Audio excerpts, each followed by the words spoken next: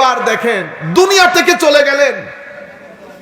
হায় হায়, দুনিয়া থেকে চলে যাওয়ার পরে কবরের জীবন শুরু, কবরের বিকাল প্রত্যেক মুসলমানের জন্য কিয়ামতের শুরু। আমরা মনে করি না কিয়ামত অনেক পরে। প্রত্যেক ব্যক্তির মৃত্যুর দিন বিকাল বেলা তার জীবনের কিয়ামত। হায় হায়, আল্লাহ আমাদের সবাইকে হেফাজত করুন, মাওলা আমাদের দুশমনদেরকে হেফাজত করুন।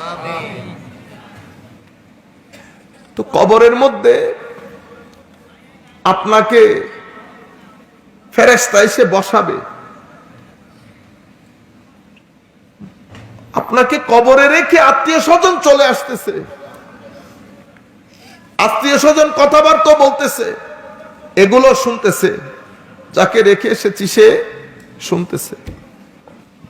আমার নবী বলেছেন তোমার জুতার আওয়াজ পর্যন্ত শুনে, তোমার স্যান্ডেলের আওয়াজ পর্যন্ত মৃত ব্যক্তি শুনে। হায় হায় হায়, একজন কিয়ামতে আরেকজন আনন্দে। এটা আমাদের বন্ধুত্ব, এটা আমাদের বন্ধুত্ব। এই বন্ধুত্বের কারণে কত জীবনের নামাজ কাজা করেছি কোনো শেষ নাই। এই বন্ধুত্বের কারণে কত অপরাধ করেছি কোনো শেষ নাই। কিন্তু আমি যখন কিয়ামতের মুখোমুখি, আমার বন্ধু তখন আনন্দে উল্লাসে ঘরে চলে যাচ্ছে। হায় হায়, কবরের মধ্যে তুলে বসিয়েছে, প্রশ্ন শুরু হয়ে গেছে।